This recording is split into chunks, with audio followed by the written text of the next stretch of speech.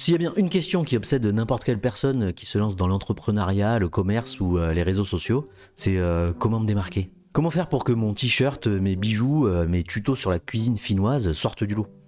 Comment me démarquer dans un monde qui contient des milliers de produits, contenus, services similaires aux miens? Coucou, je suis là en haut à droite. Alors il y a plusieurs réponses à cette question, mais moi je vais t'en apporter une. Tu dois créer une marque. Pas seulement un logo, hein, une marque. Alors c'est quoi la différence, tu vas me dire? Eh bien la même différence qu'il y a entre ton style vestimentaire et ta personnalité. Ce sont deux choses différentes mais complémentaires. L'un ne va pas sans l'autre. Et si je te prends toi comme exemple, c'est parce qu'il faut voir une marque comme une personne. Par exemple, une personne qui miserait tout sur son style vestimentaire, mais qui aurait une personnalité, disons, monotone, pour être poli. Salut. Bah, tu voudrais pas passer ton nouvel an avec. Et donc pour une marque qui miserait tout sur un logo avec des néons et des dégradés dans tous les sens, mais qui n'a pas de personnalité, bah ça serait pareil. T'auras pas envie de passer ton nouvel an avec. C'est une image, hein, ça veut dire que t'auras pas envie d'acheter ses produits. Si tu veux qu'on s'attache à ta marque et donc à ton activité, il faut qu'elle ait du charisme, une personnalité, une façon de s'exprimer et du style. En gros, une identité de marque. A brand identity. Et comme tu l'as déjà fait pour toi, bah t'es capable de le faire pour ton activité. Mais alors, comment on fait ? Eh bien c'est simple, si les grandes marques y arrivent, c'est pas par le fruit du hasard, c'est parce qu'il existe des méthodes. Ok, alors généralement ils ont toute une armée de créatifs avec des bonnets et des cafés Starbucks, mais ils utilisent tous les mêmes méthodes. Ce qu'il faut avant tout, c'est se poser les bonnes questions et prendre le sujet à partir du début. Le début, c'est toi. Ouais.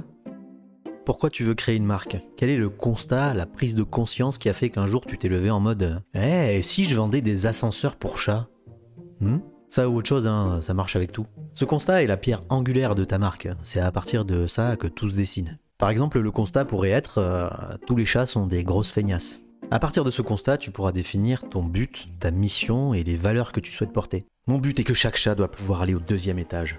Ma mission est de créer un ascenseur pour nos amis poilus. Et pour ça, je vais créer la meilleure expérience pour eux, avec des petits boutons pour leurs petites papates. Ce qu'on vient de voir ici, c'est le cœur de la marque. Il ne s'agit pas seulement de dire ce qu'on veut faire, mais pourquoi et comment. Cette première étape est cruciale, et il y en a 3 autres. Deuxièmement, tu dois savoir à qui tu t'adresses. Ça sert à rien de parler dans le vide. Il faut donc dessiner le portrait robot de tes clients. Qui sont-ils? Quel est leur but? Alors moi, c'est des gens avec 2 étages, et un chat, et beaucoup d'argent. Et leur but? Ok, donc tu le sais probablement, mais c'est capital de connaître le but de tes clients. C'est en croisant leur but et le tien que tu vas savoir comment les convaincre. Et ça devra ressortir dans les messages de ta marque. C'est le fond.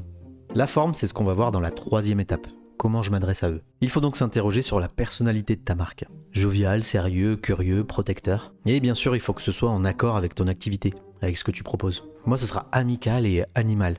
C'est avec cette étape que tu vas pouvoir te démarquer de ta concurrence, avec une personnalité et une identité différente pour sortir du lot.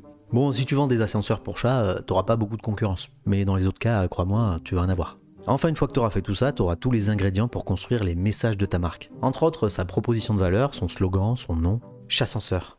Mouais. Ah ben non. Miaou.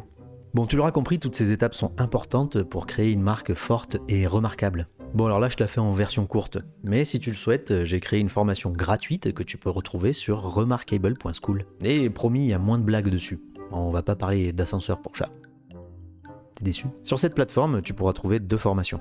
La première, créer son identité de marque dont je viens de te parler. Et la deuxième, créer son logo et son identité graphique, qui à partir de la première formation va te permettre de créer ta charte graphique. Ton logo, ta carte de visite, tes ressources pour les réseaux sociaux, ton papier à lettres et plein d'autres choses. Je te rassure, pas besoin d'être un pro du graphisme, pour l'occasion j'ai créé un modèle de document sur Figma, un logiciel gratuit et en ligne. Tu n'auras plus qu'à suivre les étapes pas à pas pour obtenir tout ce dont tu as besoin pour démarrer ton activité. Tu peux trouver le lien dans la description et il me reste plus qu'à te dire à bientôt sur remarkable.school.